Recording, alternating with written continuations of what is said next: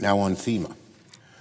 After the heartbreaking tragedy in Texas, I called for accountability to determine if Donald Trump's cuts played any role in hindering the rescue effort. The White House reacted by calling us liars. They said it was a depraved lie, Trump's words, to question if Donald Trump's actions harmed rescue efforts. But sadly, the more we learn, the more we see that Donald Trump and Kristi Noem are the liars.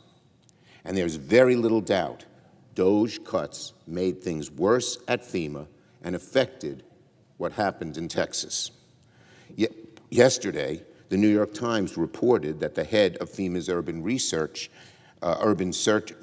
Urban Search and Rescue Unit resigned. The reason, he stated, was that Donald Trump has created chaos at the agency. The former worker said Donald Trump's cuts, bureaucratic obstacles, and abysmal response to the flooding in FEMA influenced his decision. He specifically cites, as many others have, Kristi Noem's decision. He specifically cites, as have many others, Kristi Noem's decision requiring her personal approval on every purchase of more than $100,000. Remember, experts have said that this stupid policy was responsible for getting rid of hundreds of call center staff for 5 days after the Texas flood. Thousands of calls to FEMA from flood survivors went unanswered, according to internal documents. That's unacceptable. That's incompetent. But this is the consequence of Donald Trump's terrible policies. So Donald Trump may have called those of us who criticized FEMA's DOGE cuts and their effect in Texas, he may have called those of us who did that liars to avoid responsibility, but in fact, he's the liar here. His actions at FEMA have caused chaos, staff shortages, delayed response. It put people's lives in danger moving forward. And unfortunately, these DOGE cuts are going to have many other dire consequences for the American people. Donald Trump may try to deflect blame, but he's the one who implemented these horrible cuts across the board. And let's get to a more general subject about how Trump operates. By now, it's obvious that what Donald Trump uses as his MO.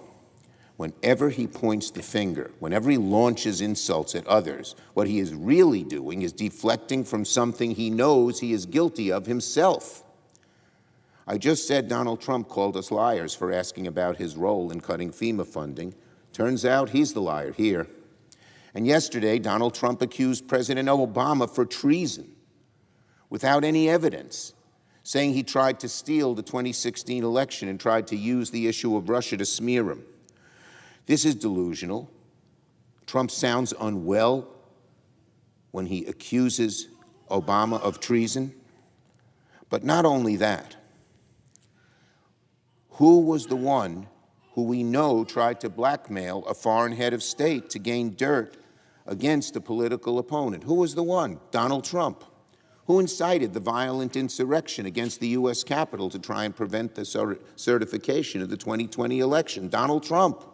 So when Donald Trump says President Obama tried to steal an election, we know Trump's lying. We know Trump is the one guilty of the crime.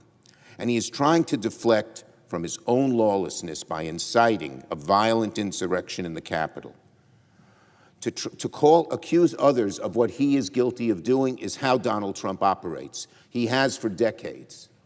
But the American people are seeing through it now that he's in the high position of president. What he did with President Obama is not an isolated example. As I mentioned, Donald Trump recently called some of us liars for demanding transparency after the tragedy in Texas. But who spent months calling for the elimination of FEMA? Who has run thousands of FEMA staffers out of the door? Who cut FEMA call center staff in the name of DOGE cuts? Donald Trump. Donald Trump even recently called a Democratic member of this chamber a fraud and a crook, and has threatened him with prosecution without any merit. But who was it that was found in court to have unlawfully inflated the value of his own properties? Who was the fraud? Who was the crook? Who launched a fake university that was accused in multiple states of defrauding students with false claims about educational services? who has built a reputation as a liar, a swindler, someone who always talks a big game but never seems to follow through. That is, of course, Donald Trump. So we know the game here. When Trump points the finger, he is telling on himself for something he has been guilty of. That's his MO. This meritless accusation against President Obama is just another pathetic example.